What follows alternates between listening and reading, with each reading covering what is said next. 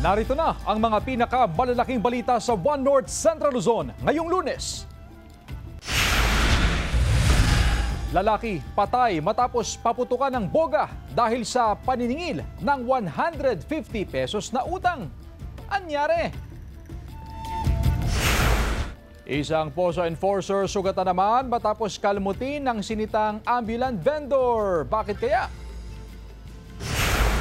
Panloloob sa isang mission house. Nahuli kam. At ang mga pailaw at dekorasyong pampasko nagniningning sa iba't ibang lugar sa Hilaga at Gitnang Luzon.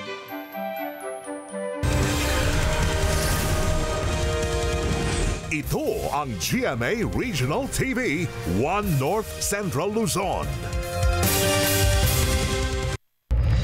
Magandang hapon, ako si Chris Zuniga. Preno muna ang taas presyo sa diesel at kerosene. Matapos kasi ang ilang linggong price hike ay may big time rollback. Base sa anunsyo ng Shell, Sea Oil, Clean Fuel at Petrogas, 2 pesos and 90 centavos ang bawas presyo sa kada litro ng diesel. Taas presyo naman na 20 centavos para sa gasolina. Habang big time din ang rollback ng Shell at Sea Oil sa kerosene. 3 pesos and 20 centavos ang ibababa ng presyo niyan. Pag-i-impound ng e-vehicles na dadaan sa National Road pansamantalang sinuspindi ng LTO. Ang detalye sa report ni Jasmine Gabriel Galban. Araw-araw na namamasada sa Dagupan City ang mga e-bike driver na ito. Nasa 200 hanggang 300 pesos ang kanilang arawang kita. Pero simula na mag-anunsyong LTO na bawal dumaan sa National Highway, ang mga e-vehicle ay nilimitahan nila ang pagdaan sa Mayombo Karanglaan Road ngayong araw. Sa mga interior road muna sila nag-aabang ng pasahero. Apektado raw ang kanilang kita. Nahuli kayo, ma'am. Kawawa kami. Wala kami yung pambili ng mga bata, anak namin, ganyan. Kami kawawa. Dapat maunawaan na nila yung mga taong nag-e-bike, ma'am. Kasi yan lang po talaga ang kaya namin gawin na hanap buhay. Saka parehas naman po, ma'am, yung hindi naman kami sumasaway sa highway, sa kalye. Nasa gilid naman po kami lahat. Ayon sa LTO, epektibo ngayong araw, bawal nang dumaan sa National Highway ang mga e-vehicle. Pero, suspendido muna ang pag-i-impound ng mga masisita o mahuhuling dumaan sa National Highway. At bilang tugon sa mga hinaing ng publiko, nais ko pong linawin, narinig ng ating Pangulong Bongbong Marcos at ni Secretary Giovanni Lopez ang inyong concern. Kaya pansamantalang walang impounding operation habang nagpapatupad muna kami ng malawakang information drive. Malawakang information drive ang isasagawa ng LTO. Simula December 1, 2025, magiging visible ang ating LTO enforcers and personnel sa mga kalsada para isulong ang information drive at ipaliwanag sa publiko ang tamang paggamit ng LEVs. Ayon sa LTO, sa January 2, 2026, sisimulan ng panghuhuli at pag-i-impound ng e-vehicles na mahuhuling dadaan sa National Highway. Ayon sa LTO, ito'y hindi para pahirapan ng publiko, kundi upang matiyak na ang lahat ng kalsada ay ligtas, maayos at may malinaw na pananagutan ang bawat gumagamit nito. Kasama si Henry Duminsil, Jasmine Gabriel Galban, One North Central Luzon. Malawakang kilos protesta kontra katiwalian ang isinagawa rin sa ilang lugar sa Hilagang Luzon. Nagbabalik sa report si Jasmine Gabriel Galban.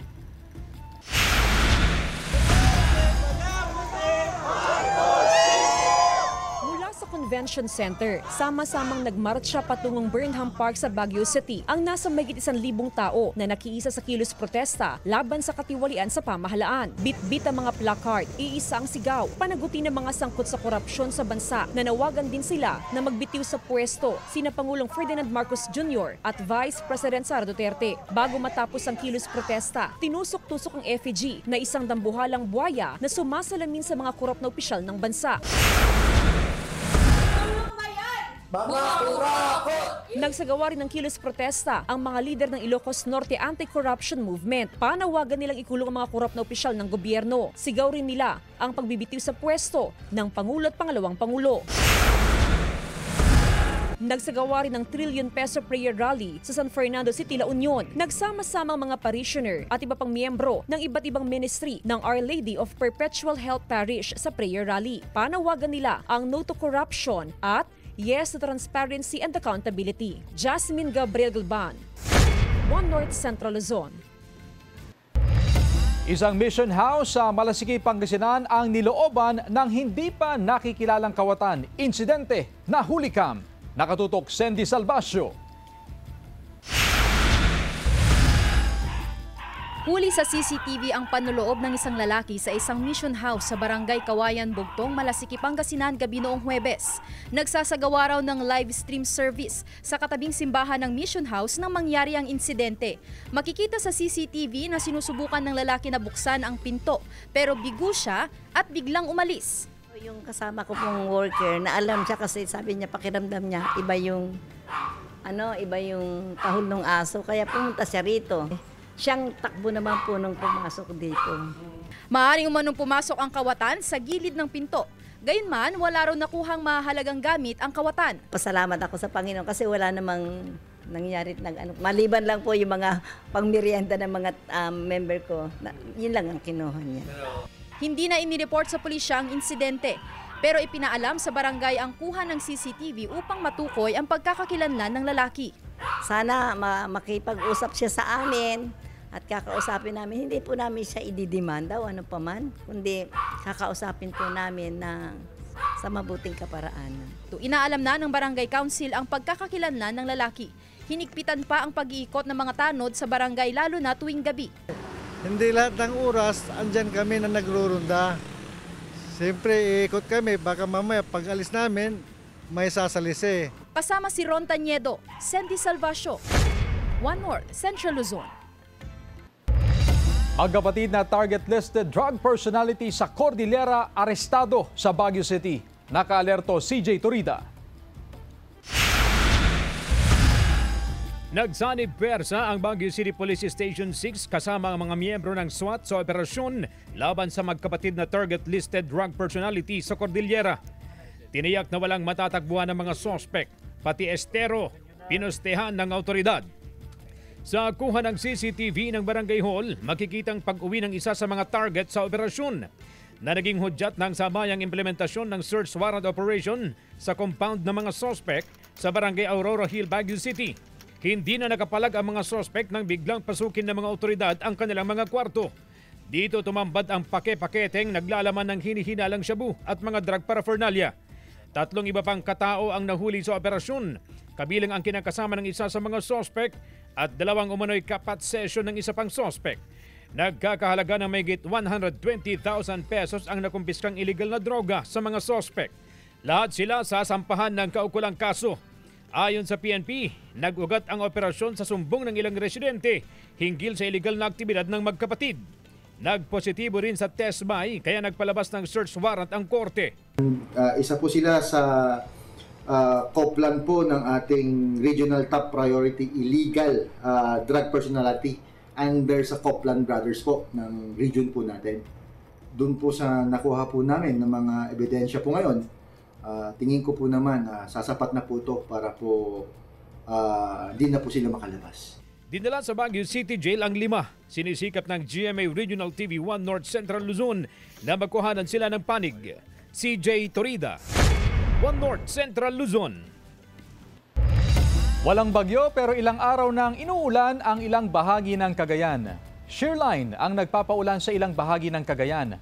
Sa Tuguegarao, nalubog sa baha ang ilang kalsada gaya ng Centro Riverside. Napilitang lumusong ang ilang residente nitong mga nagdaang araw. Ngayong Lunes, bahagya ng humupa ang tubig pero hindi pa rin ito madaanan ng mga sasakyan. Magsasagawa pa raw kasi ng clearing operations ang mga otoridad sa naiwang putik at basura.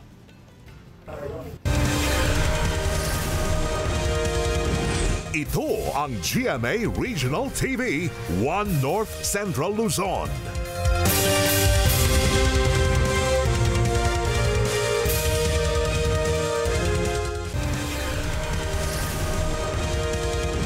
Ito ang GMA Regional TV 1 North Central Luzon.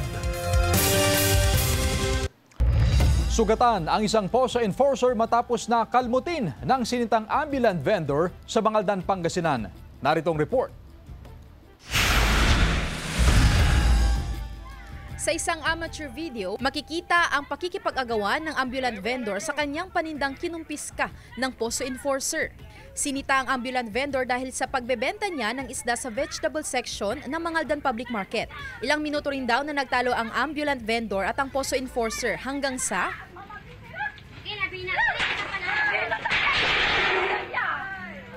nalaglag ang mga paninda. Halos ganito raw ang eksena sa pamilihan tuwing nag-iikot ang mga POSO enforcer upang sitahin ang mga pasaway na ambulant vendor. Natatakot na rin silang mag-display at yun nga, napansin natin kanina pa as earlier as 6 o'clock ay nandito na tayo at yung mga dried fish lang yung napansin natin dyan na nagtitinda. Kwento ng isa pang enforcer, kamakailan lang ay nakalmot na rin siya ng isa sa mga ambulant vendor na kanyang sinusuway. Hinatak niya yung damit ko, yung kinukuha niya yung isda niya. Kaya hindi niya binatawan yung damit ko. Sa kabila nito, hindi tumitigil ang POSO na suwayin ng mga ambulant vendor kahit pa bayolente ang ilan. Sa nagdaang linggo, may pagbabaraw sa bilang ng mga ambulant vendor.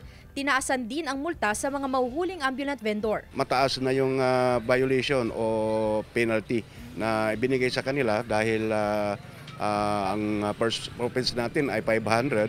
1,000 to 500 and then confiscated na talaga. Isa sa mahigpit na tinututukan ngayon ng mga otoridad ay ang mga dayong ambulant vendor. Lalo po wala pong papasok na bibili rito, kaming tindera rin po nag-aalala na konti lang ang mairirimit namin sa amo namin. Sandy Salvacio, One North, Central Luzon. Mga kapuso, may kumakalat online na peking article na pinalalabas na gawa ng GMA News Online. Nilalaman ng nasabing online article ang panayam kay Finance Secretary Frederick Go tungkol sa mga investment. Hindi po sa GMA Network o GMA News Online ang URL ng peking article. May mga links din pong nakalagay na posibleng phishing o isang uri ng cyber attack kung saan makakakuha ng personal na impormasyon. Para matiyak na green flag, makikita po ang mga news article ng GMA News Online sa www.gmanetwork.com/news. 30-month pay o bonus ng mga SSS pensioner nagsimula ng matanggap ngayong December 1. Narito ang report. Simula ngayong araw ang pagbibigay ng 13-month pay ng mga SSS pensioner. Katumbas ito ng halaga ng isang buwang pensyon. It's the time of the year again para sa ating mga minamahal na pensioners. Ngayon na po yung start ng bigayan ng ating 13-month pension. Malaking tulong daw ito para sa mga pensioner, kagaya ni Nanay Dominga. Matapos masira ang kanilang bahay ng manalasang bagyong uwan, gagamitin daw niya ang pera sa pagbili ng materyales para may paayos ang kanilang bahay. Ilang yero na rin daw ang kayang mabili mula sa kanyang bonus. Marami bahay ko hindi pa tapos. Wala pang kahoy sa itaas. Wala pang wala. Makukuha ang 13-month pay sa Philippine Electronic Fund Transfer System, mga bangko o cash payout outlets, kung saan nila nakukuha ang kanilang buwan ng pensyon. Para sa mga tumatanggap ng pensyon na 1 to 50 ng date of contingency, ngayong araw na natanggap ang 13-month pay. Habang sa December 4 naman matatanggap ng mga SSS pensioner ang kanilang 13-month pay kung ang date of contingency nila ay mula 16 hanggang 31. Kasabay na rin ito ang kanilang December pension. Kasama si Henry Domincil, Jasmine Gabriel Galban, One North, Central Luzon.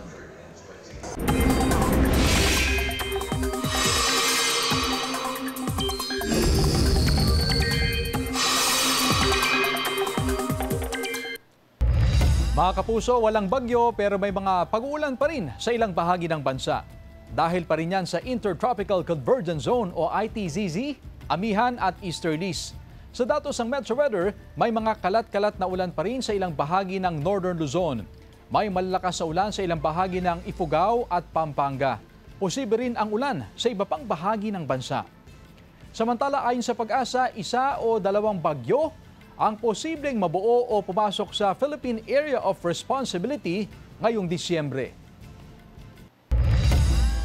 Pagpapatupad ng maximum SRP sa mga imported na sibuyas, sinimula na ng DA ngayong December 1. Sundan sa report.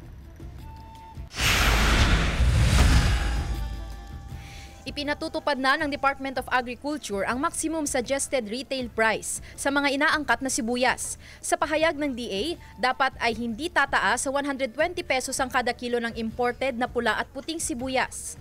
Magandang balita raw ito para sa mga mamimili. Kasi syempre, instead na ibibili nila ng mga Ricardo na kuwan, nire-reserve na nila pang Christmas. Napailing naman ang ilang nagbebenta ng sibuyas sa mga dan public market.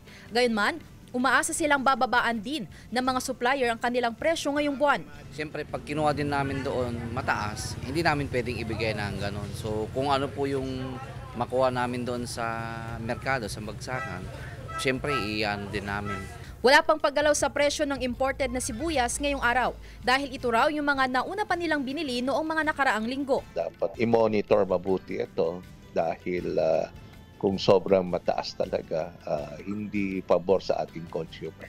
Ayon sa Sinag, ang imported onions ay may landing cost na nasa 40 to 60 pesos kada kilo, kaya't sapat naman daw ang 120 pesos SRP. Giit ng DA, bagamat may bahagyang pagbaba sa supply ng sibuyas, hindi ito dahilan sa doble at tripling pagtaas ng presyo nito.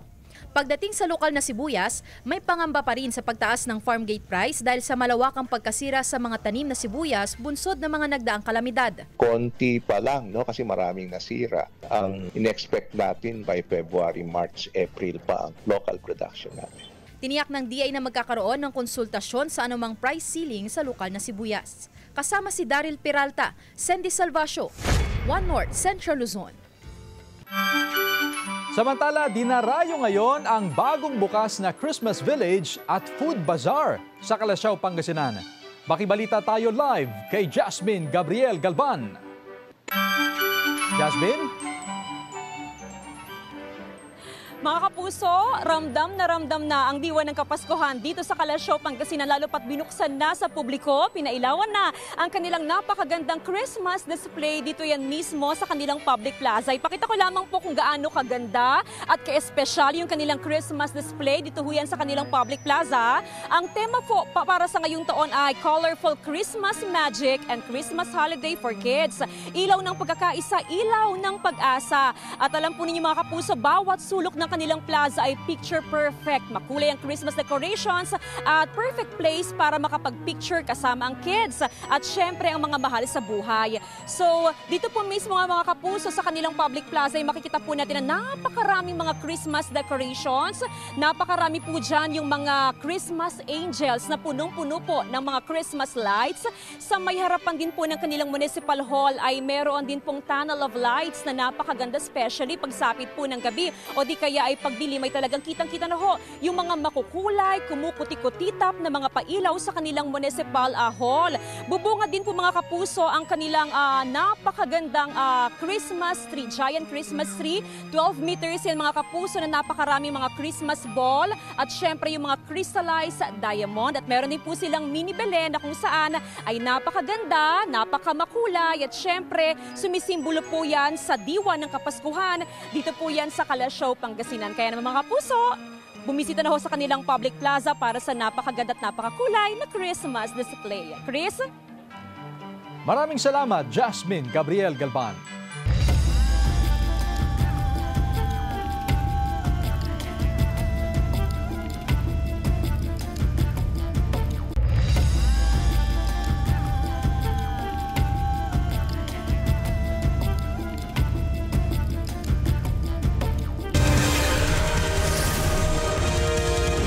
Ito ang GMA Regional TV, One North Central Luzon.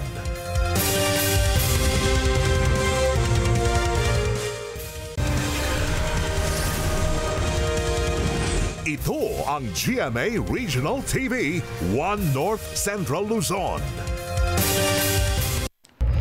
Lalaki patay matapos paputukan ng boga dahil sa paniningil ng 150 pesos na utang. Tutukan sa report.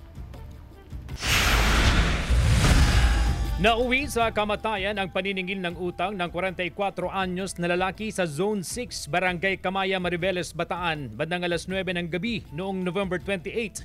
Sa investigasyon ng pulisya, nagtungo ang biktima sa bahay ng suspect para singilin ang 150 pesos na utang pero nauwi ito sa may initang pagtatalo.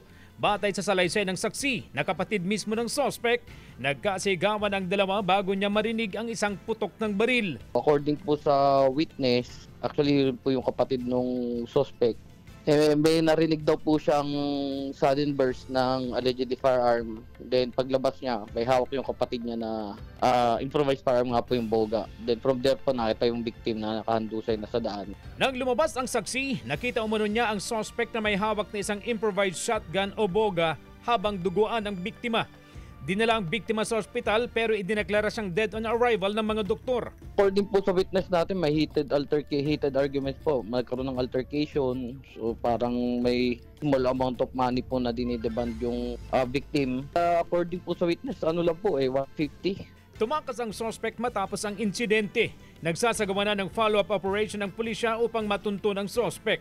Patuloy ang investigasyon ng pulisya habang inihahanda na ang kaukulang kaso laban sa suspect. Sinisikap ng GMA Regional TV 1 North Central Luzon na makuhanan ng pahayag ang kaanak ng biktima. CJ Torida, 1 North Central Luzon. Inanunsyo ng GMA Network ang appointment ni Michelle Seva bilang Officer in Charge ng GMA Integrated News. Kasunod dyan ng early retirement ni Oliver Victor Amoroso bilang Senior Vice President and Head ng Integrated News, Regional TV and Synergy.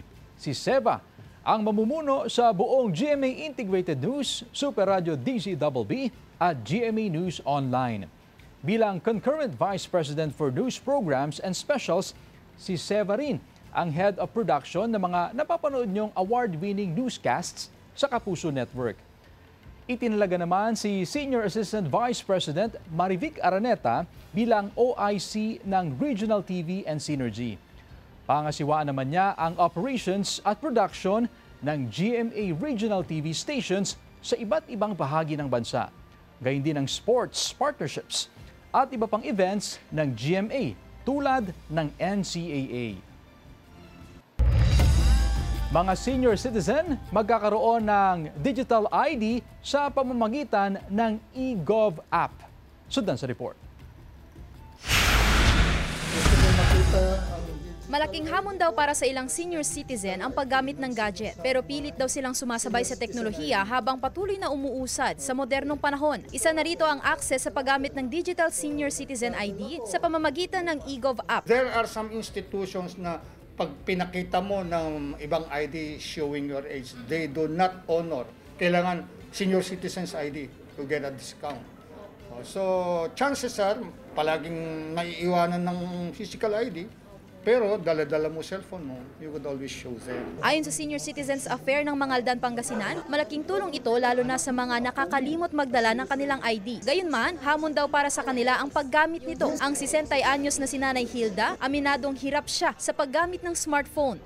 Sabi ng anak ko, mag-click na kayo, i-try nyo mag-scroll dyan. Tingnan nyo, i-try nyo.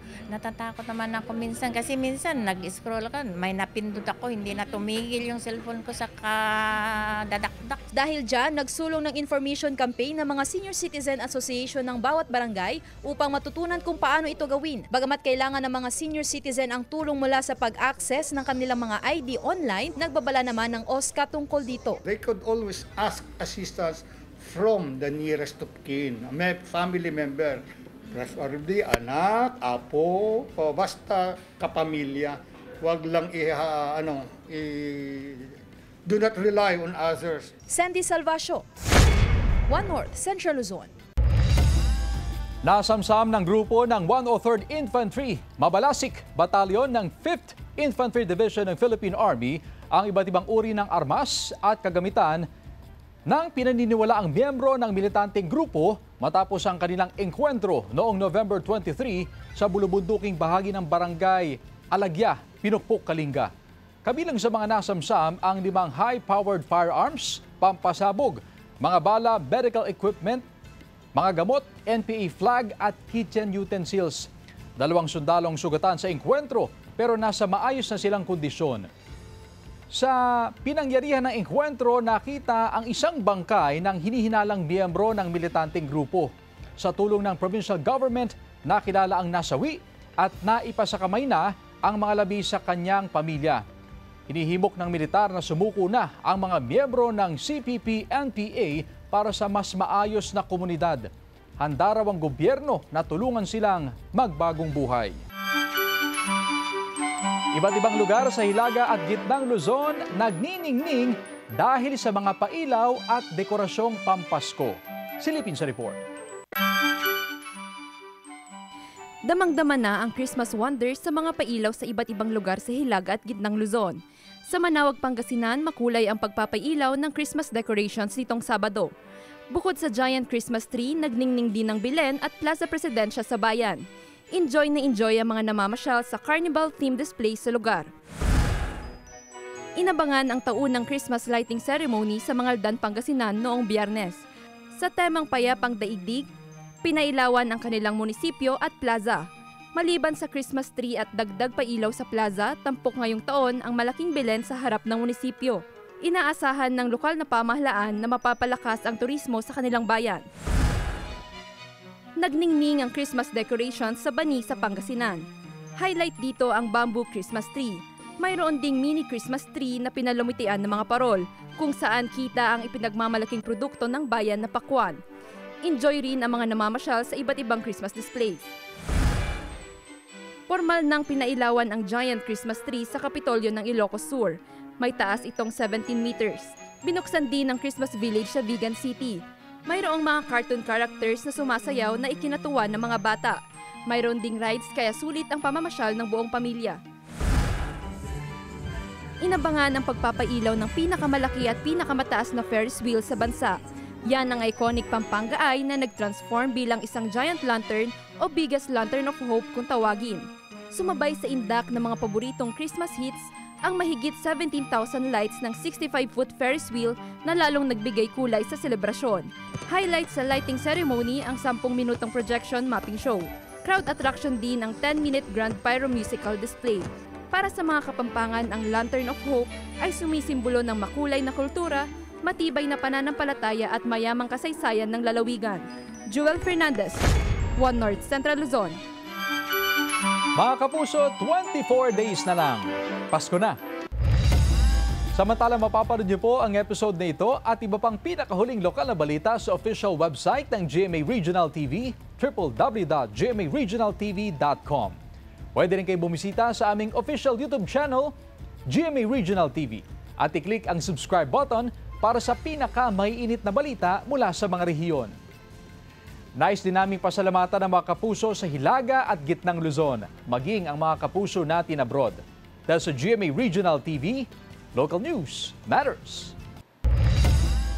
At yan ang mga pinakamalaki at pinakahuling balita sa Hilaga at gitnang Luzon. Maraming salamat sa pagsama sa amin, lalo na sa mga kapuso sa ibang bansa na tumutok sa mga balita sa rehiyon. Ako po si Chris Zuniga. Kami, ang GMA Regional TV, One North Central Luzon. Buong puwersa para sa mas malaking misyon at mas malawak na paglilingkod sa bayan.